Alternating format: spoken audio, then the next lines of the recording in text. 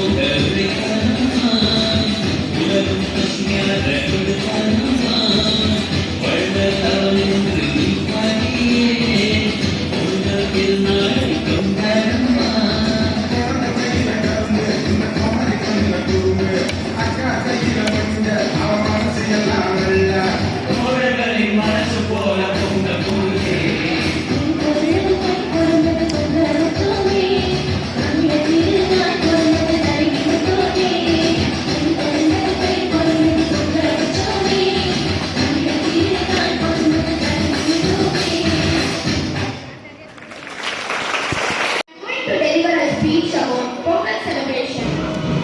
Pongal is the harvesting festival dedicated to Sun God. It is a 4-day festival which is November according to Tamil calendar.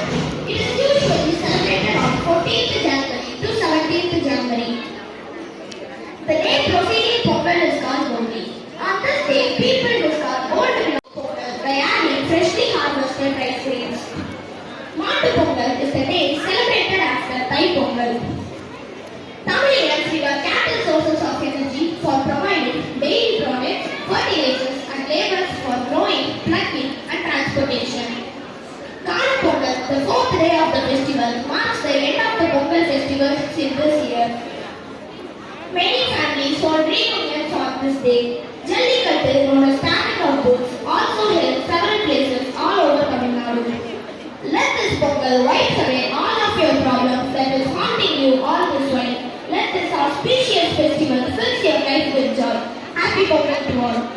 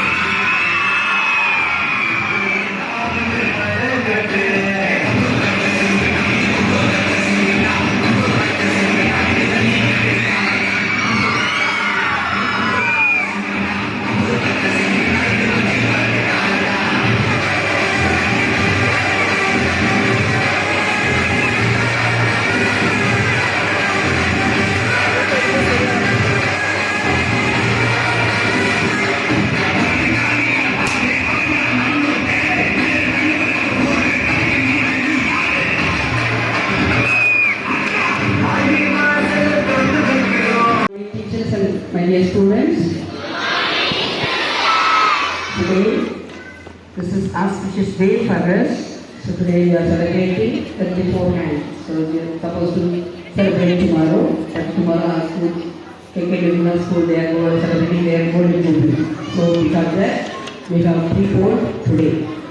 So early morning itself, all our teachers were so busy preparing the pongal, preparing kolam, and all the necessary things they have done it. So we feel that really the happiness, the joy, and the unity that I could see with the teachers.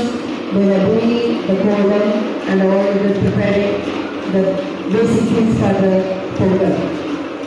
So the pongal means it's a gratitude to God.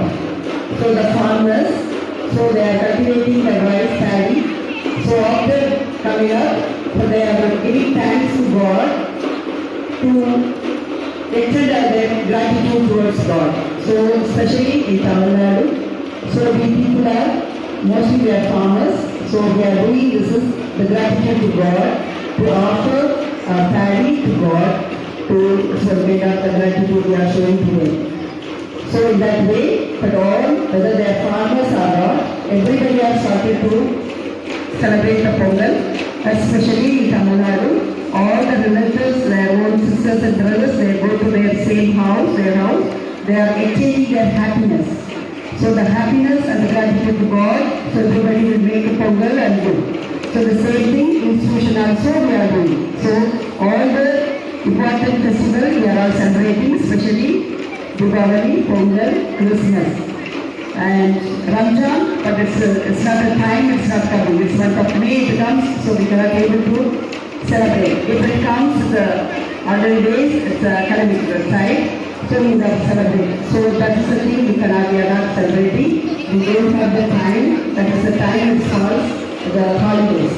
So other than all the festivals we are celebrating. So mainly we are celebrating the Pongal, to gratitude to God, to be happy. Always we have to happy with cheerfulness and to exchange the Pongal with neighbors and everybody. And we are celebrating, we are exchanging the joys and the unity should be there. So unity means all the families, so all the people, the family members, everybody go together and to share their happiness. That shows that unity. So because of that, it's a lesson for us. So we are in the school. So we are celebrating the Pongal. So we should be happy and to exchange our happiness with your neighbors. So after the Pongal, we are celebrating, distributing the Pongal to you. So that's the way we are showing the happiness and to everybody else. And first and foremost, I take the opportunity to wish our students, they have done it very well, the performance. So the welcome speech, the song, prayer song, welcome speech, and the compare they have done it well, and the girls done and the boys done, include the cinema. So really the happiness you could see with the students, they make others to be happy, so they go so happiness. So I was so happy to see our students' performance in a special way. Give a clap for our students' performance. So congratulations students, and congratulations the teachers, Mrs. Devi and Ms. Gandhi and group. So they have done it the maximum level. All the teachers, the group teachers, they have doing only 2 or 3 days only I have given. So because tomorrow we are supposed to do, then I asked them to do. So they have obliged for everything. They have come forward, they have done it the maximum level. So I congratulate the teachers as well as the students. Happy Pongal to you everybody. Thank you. Materials of quality similar to electricity. It must be produced and discharged and used up in order to exist to all. First and foremost, I thank God Almighty for all His graciousness for making this event a massive success. Excellency for gracing this day special, and extend my heartfelt gratitude to Principal Reverend Sister for organizing this program and joining with us today. And I thank Sister Daisy for her constant support. I thank all our teachers for supporting us to make this event in a colorful manner. A A wide round of applause and thanks to all the participants who made this event a memorable one. Finally, I would like to thank all of you present here for making this time to be with us today and helping us making this event a grand success. May happiness overflow on this auspicious occasion of Pongal. Good luck entering your home and success such as you. Wishing you all a very happy Pongal. Thank you.